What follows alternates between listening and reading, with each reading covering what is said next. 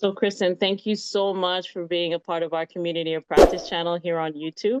And on behalf of SETSI, I want to thank you so much for your leadership today.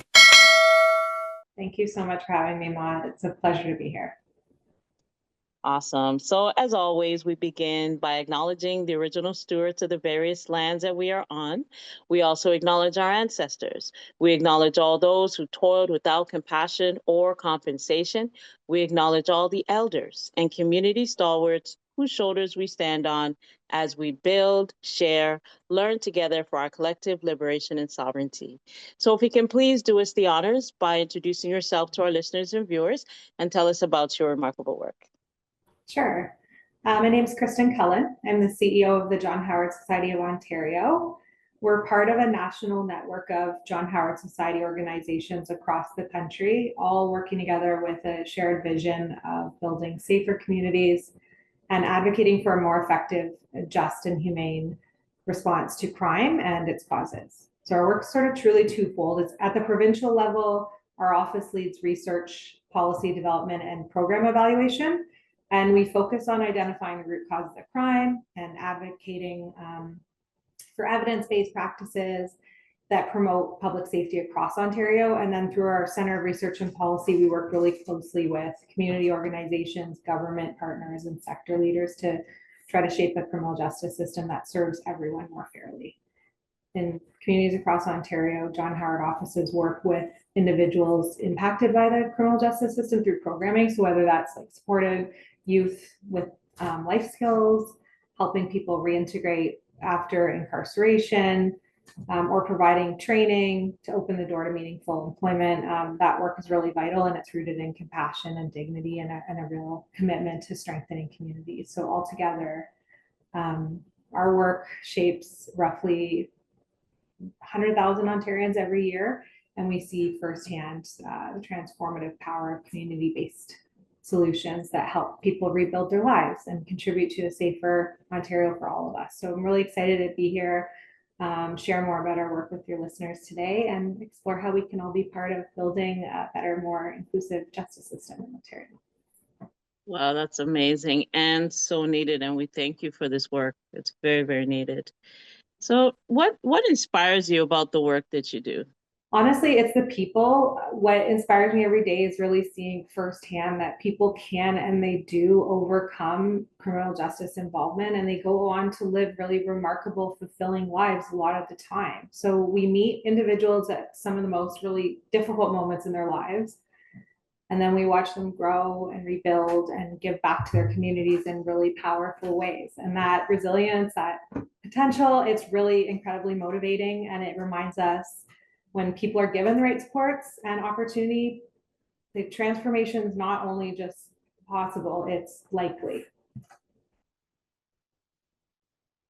That's right. Absolutely. We, it's something that we so desperately need in our system, as far as, being, how could I put it? Just being fair and just in this system, right? So it's definitely a passion work, right? Yeah. Awesome. So now, what challenges and barriers have you faced in your work, and how have you and your colleagues overcome them? I think for us, one of the biggest barriers we still face is stigma. So there's a lot of misunderstanding and judgment about people who have been involved in the criminal justice system. And then that stigma really can follow somebody for a long period of time after they've served their sentence. And it just creates huge obstacles for people, especially when it comes to things like getting an education in a field they're passionate about, or landing a job that's meaningful to them, or just even securing a safe place to live. So we're working hard to push back against that. We do it by sharing evidence, but also by sharing stories. So wherever we can, we do our best to sort of listen and amplify the voices of people with lived experience in the criminal justice system, because those are the voices that really understand it firsthand. And it's also what's really needed to shift people's perspectives. So we advocate at every level for policy and practices that really treat people with fairness and dignity, because we really believe that nobody should be permanently defined for the rest of their life by the worst thing they've ever done. I think that's the biggest challenge for us, is that stigma of that moment. Definitely. I was actually watching something on YouTube actually. It was, incarcerated youth, giving them, access and ability to graduate, and be back aid into society. So these are very inspiring things that I see that, youth that do petty crime and those things like that out of desperation, environments and, upbringing and those things have a second chance at life. So that's amazing. That's amazing. All right. So do you have any key priorities that you want to amplify at this time? Absolutely. Right now, we're focused on those like complex intersecting barriers that people face after their involvement with the criminal justice system. So things like housing, employment, access to healthcare. And we know that people don't experience challenges in isolation, so we're not addressing them that way. We're trying to take a larger systems approach. And a major priority for us right now is addressing those collateral consequences of a criminal record and how they keep impacting a person's life long after their sentence is complete. So that's why we've launched this new Fair Chances Coalition. It's basically a collection of community organizations, advocates, and employers, and we're all working together to try to create real opportunities for people with records, starting with this fair access to employment. And we want to make it easier for people to rebuild and communities and companies to benefit from their success as well. Awesome. So let me ask you, how do you feel about the future of social impact in Canada? I feel really hopeful. I think we're seeing more traditional sectors and even large corporate leaders recognizing that they have a role to play in creating social impact, and that's exciting. I don't think social good is like really just for nonprofits anymore. It's becoming sort of more of seen as a shared responsibility right across a bunch of sectors. And I think that's exactly where we need to be to create lasting change. Absolutely. Absolutely. Awesome. Okay. So, um, you know, and just to end off that, I always want to feel hopeful because of the next generation too, because we have to, right?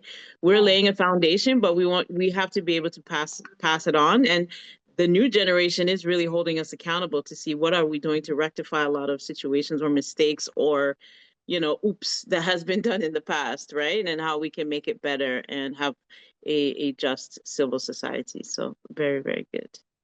So, what is your ultimate goal and what does success look like to you and your colleagues? Our ultimate goal is a justice system that is truly effective, that is just, that is humane, and one that's really grounded in evidence, that's regularly measured, that's responsive to change, because society is constantly evolving, and we think that our criminal justice system should evolve with it. And beyond the system itself, I guess success sort of looks like a society where every person, regardless of their past, has a fair shot at contributing, at connecting with other people, and at thriving. And it's about opportunity. And when people are supported moving forward, we all benefit from that. Safe communities, stronger networks, family and friends, and ultimately like a more inclusive, equitable Ontario. 100%. Well, Kristen, this has been very impactful, and also it gives people an opportunity to know what's out there, that there are opportunities, there are other avenues to go, there is light at the end, you know what I mean? There's other hopes and aspirations for people who do get into trouble within the system, to recalibrate them back into society. So we really appreciate all the work that you do. So my last question for you is, do you have any closing thoughts or calls to actions at this time? I'd say this: if you're listening today and you're an employer, or if you're a community leader, or you're someone who believes in second chances, there is a role for you to play. You can check out our website, of course, John Howard Society of Ontario. You can check out our Fair Chances Coalition. It's about building community where people with records are not permanently locked out of opportunity, but instead given a chance to contribute and succeed. So whether you're hiring or if you're looking to use your platform for good at your company, or you just want to learn more, your involvement does matter. And we really do believe we're stronger when everyone has a fair chance to thrive. Absolutely. Christin, we thank you once again for this, and we'll definitely be airing it. And, I think Victor was inviting you to our Solidarity Working Group, so we would love to have you, and we can, continue coming together and amplifying the voice and the work that's being done. And we know that collaboration is the key to social change, and that's what we're doing, right? So, on behalf of SETSI, once again, we want to thank you so much for your time today. Thank you so much for all that you're doing, and thanks for having me here today. It's been a pleasure. Awesome. So we will close the way that we began by acknowledging the original stewards of the various lands that we are on. We also acknowledge our ancestors.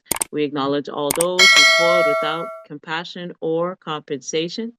We acknowledge all the elders and community stalwarts whose shoulders we stand on as we build, share, learn together for our collective liberation and sovereignty. So once again, Christin, we thank you so much, and we'll definitely be in touch. All right, sounds great. Thank you. Take care. Bye bye.